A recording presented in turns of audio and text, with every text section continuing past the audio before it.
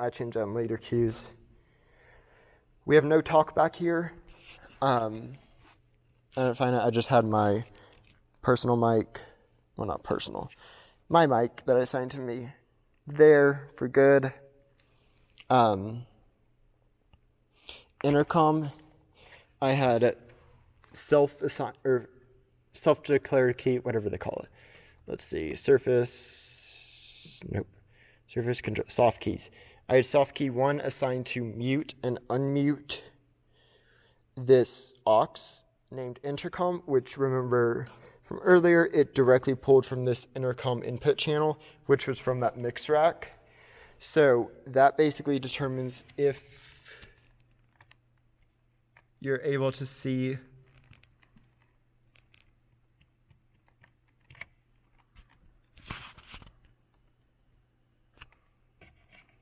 let's see. Okay, you can sort of see levels there. I forgot here. You can definitely see them there. The reason you see that whenever I'm talking, the one on the right, whenever I'm talking, is because I have that second DJI mic. That was basically all we did for sound. Showed you how that's connecting. Oh. So then here, this Matrox box, it's literally DisplayPort. We don't have any DisplayPort converters, so we can't even connect it with our computer, which makes no sense with how they installed it. I'm literally using like every outlet up here. We have all those filled, all these. I just sort of kept adding stuff like that. Wireless router, it's mine. All of this I set up myself. I mean, not that and that. Although once the contract's done, we're gonna go in and change out the software, or not change out the software, but like makes the buttons whenever you actually tap the image. Like if you tap the, let's go home. If you just tap the speaker logo, it doesn't work. You have to tap the side of the image, not the actual image. And then the convoluted stuff, like if you're home and you go to touch home, if you're trying to control what's on the touch panel preview, that black square there, you tap here, and then you can control what's here. Except if you want the camera to view here, you have to go to display control, and then you can go to this camera routing, and then choose where the camera goes. That is overly complicated for that.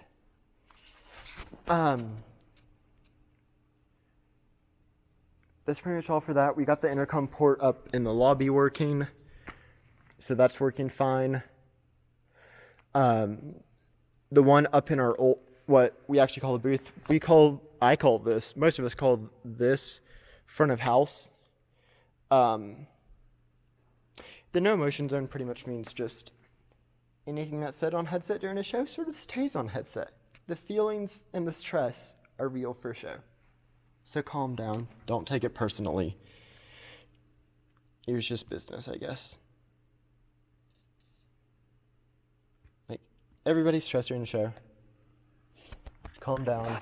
We're all gonna be happy it's done. And that the show went well. So those sconces, not scones, sconces is the little round ones. And then the little tower lights are controlled there. They don't work well. We need to replace them, but they're really expensive. Let's go house to half. So then if you go in here to basic, nope, movers, architectural there. You can literally control each zone. That's controlling that individual zone. And because we have high stakes priority, since paradigm is at 50 with that level, you can go to your scanning AC and viewer. Where were you?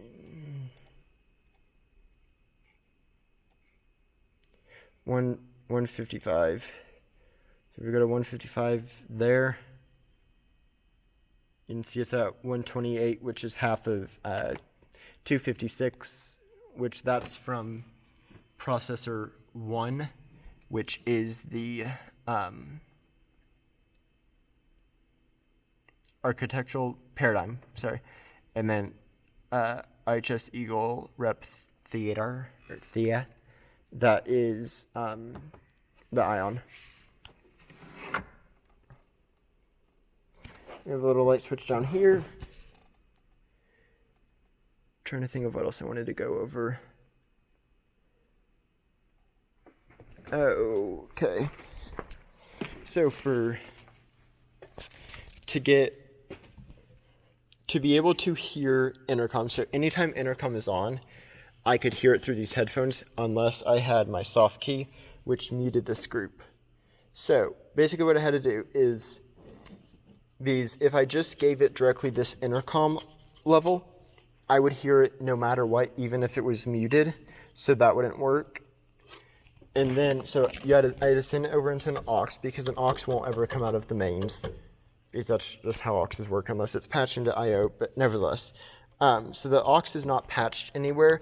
We just have the surface, audio, PAFL, after, fader, listen, PAFL number, and then external IP to PAFL source. So that is mono aux channel 11 intercom. So then anytime it is active, it plays, except now you see it's muted. You see nothing there. Play it. Now you can see the levels actually going up there. The mains are going here. We have just left at 0. This doesn't really work well with stereo, which is fine. I'm not trying to do stereo. I'm just trying to, well, if you remember, we sort of had to turn off stereo to get our, just all the, to be able to hear properly. I'm sure everybody is, but I mix without my the headset on, even though it's not intercom. I can still hear it, but I don't like hearing anything through it except when I want to. So I just have one of the monitors that we never use to be the PAFL, because it would be on the, it would do that and override the mains to it, so the mains wouldn't go to it.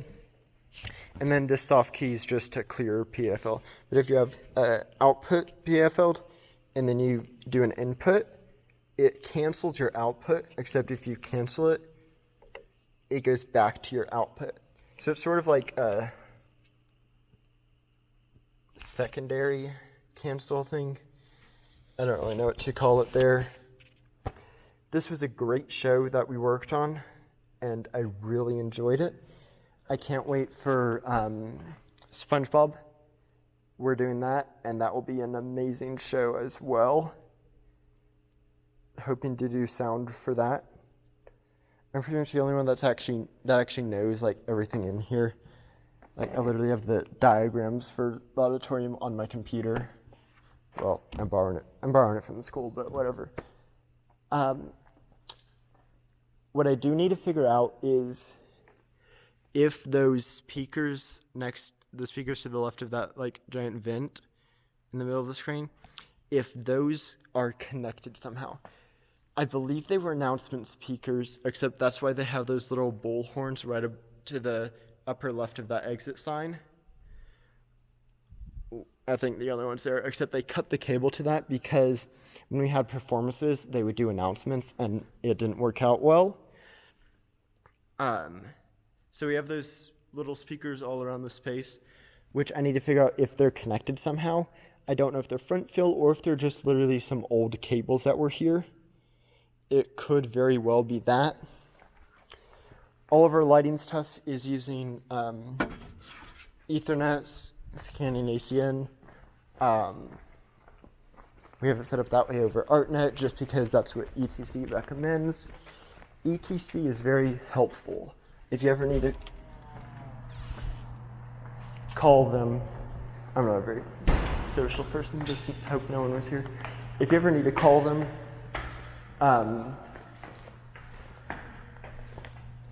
why is this left open? It should not have been left open. We also, on the sensor racks, we put those tail lights at full, just in case anybody's up here. We only had some tech theater classes up here.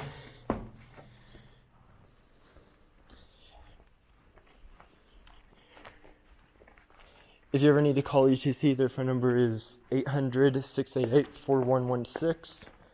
I've called them that much that I know it. Okay, so now we're on the balcony. My flashlight is still down there. Okay, great. So we have our source forward DMX. Sorry, source forward LED. DMX, it uses the RJ45 connector.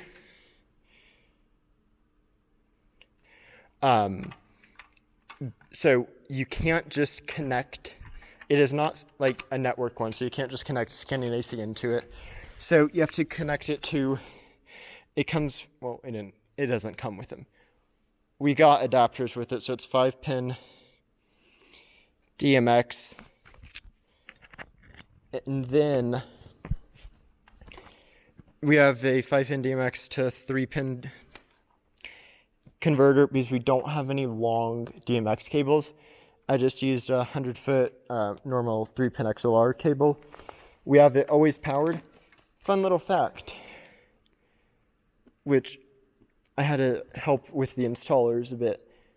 When the lights are first, or the fixtures are first given power, they are set into AC mode because they have line dimming ability, where you don't even need to have DMX somewhere. If you just are able to dim the light with like dimmers, sensor rack, or whatever, it doesn't use dimmer doubling, so there's no protocol for it, where like it doesn't need to decode the sine wave of the power signal, but it literally just acts like a normal halogen 750 or 575 HPL source 4. So we have, it is very dark, sorry about that. Had a little time-lapse, where are you? Had a little time-lapse camera here, not working right now. But we have this one, this is the start of the chain. So over there, instead of having another output, there was a terminator here on the DMX out. It's not really in and out here, it's just 2 connectors, RJ45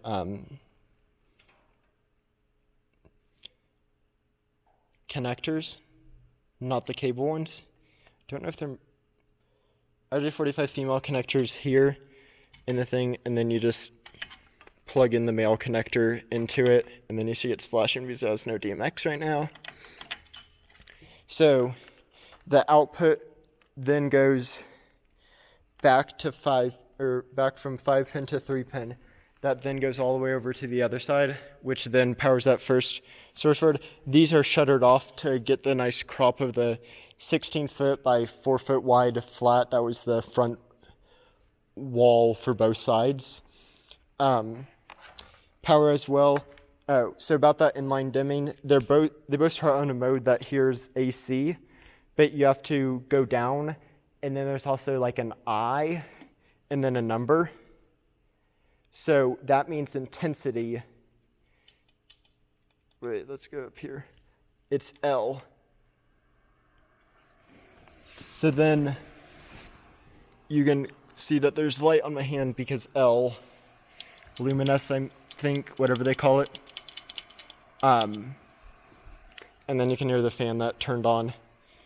So when you first put them up, don't just bring them all the way up and leave them aerial. Because what we did is we put them on the catwalk. We put 2 of them as just front stage wash. We put them on the catwalk and left them, and 2 days later when we came back, they're still on. I mean, it didn't hurt them though. But here we have the long 3-pin XLR, go to 5-pin to then here to then to RJ45.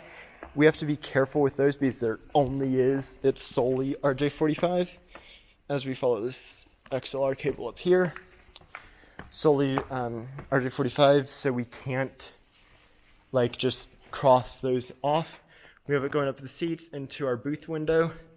That's the power cable for our camera, that time-lapse camera I showed you, to then over the edge.